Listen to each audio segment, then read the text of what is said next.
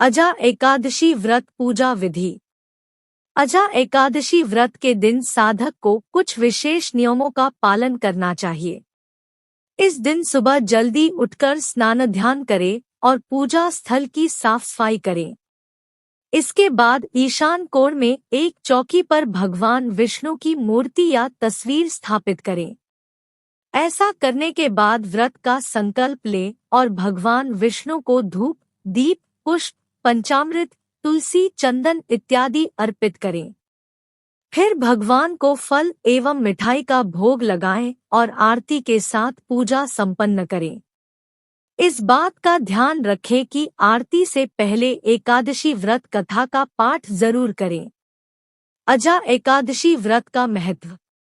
शास्त्रों में यह बताया गया है कि अजा एकादशी व्रत के दिन उपवास रखने से भगवान विष्णु की विशेष कृपा प्राप्त होती है। साथ ही साधक की सभी मनोकामनाएं पूर्ण हो जाती है। इसके साथ व्यक्ति को भूत प्रेत, ग्रह दोष इत्यादि के भय से मुक्ति प्राप्त हो जाती है और मृत्यु के उपरांत मोक्ष की प्राप्ति होती है। इस दिन एकादशी व्रत कथा का श्रवण करने से अश्वमेध यज्ञ के समान फल प्राप्त होता है। भाद्रपद कृष्ण अजा एकादशी। भाद्रपद कृष्ण जया एकादशी व्रत कथा कुंतीपुत्र युधिष्ठिर कहने लगे कि हे भगवान, भाद्रपद कृष्ण एकादशी का क्या नाम है? व्रत करने की विधि तथा इसका महात्म्य कृपा करके कहिए। मधुसूदन कहने लगे कि इस एकादशी का नाम अजा है। यह सब प्रकार के समस्त पापों का नाश करने वाली है। जो मनुष्य इस दिन भगवान ऋषिकेश की पूजा करता है उसको वैकुंठ की प्राप्ति अवश्य होती है। अब आप इसकी कथा सुनिए। प्राचीन काल में हरिश्चंद्र नामक एक चक्रवर्ती राजा राज्य करता था। उसने किसी कर्म के वशीभूत होकर अपना सारा राज्य व धन त्याग दिया, साथ ही अपनी स्त्री, पुत्र तथा स्वयं को बेच दिया। वह राजा चांडाल का दास बनकर सत्य को धारण करता हुआ मृतकों का वस्त्र ग्रहण करता रहा, मगर किसी प्रकार से सत्य से विचलित नहीं हुआ। कई बार राजा चिंता के समुद्र में डूबकर अपने मन में विचार करने लगता कि मैं कहाँ जाऊं, क्या करूं जिससे मेरा उद्धार हो। भाद्रपद कृष्ण एकादशी का क्या नाम है? व्रत करने की विधि तथा इसका महात्म्य कृपा करके कहिए। मधुसूदन कहने लगे कि इस एकादशी का नाम अजा है। यह सब प्रकार के समस्त पापों का नाश करने वाली है। जो मनुष्य इस दिन भगवान ऋषिकेश की पूजा करना चाहिए। इस प्रकार राजा को कई वर्ष बीत गए।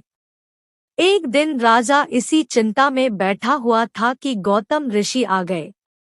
राजा ने उन्हें देखकर प्रणाम किया और अपनी सारी दो खबरी कहानी कह सुनाई।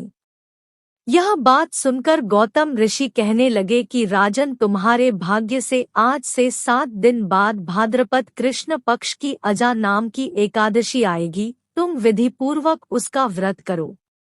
गौतम ऋषि ने कहा कि इस व्रत के पुण्य प्रभाव से तुम्हारे समस्त पाप नष्ट हो जाएंगे। इस प्रकार राजा से कहकर गौतम ऋषि उसी समय अंतर्ध्यान हो गए। राजा ने उनके कथनानुसार एकादशी आने पर विधिपूर्वक व्रत व जागरण किया।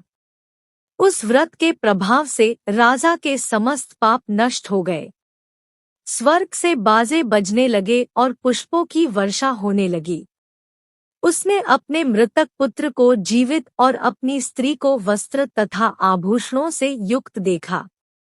व्रत के प्रभाव से राजा को पुण्य राज्य मिल गया।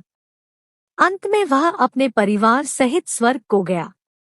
हे राजन, यह सब अजा एकादशी के प्रभाव से ही हुआ। अतः जो मनुष्य यत्न के साथ विधिपूर्वक इस व्रत को करते हुए रात्रि जागरण करते हैं, उनके समस्त पाप नष्ट होकर अंत में वे स्वर्गलोक को प्राप्त होते हैं।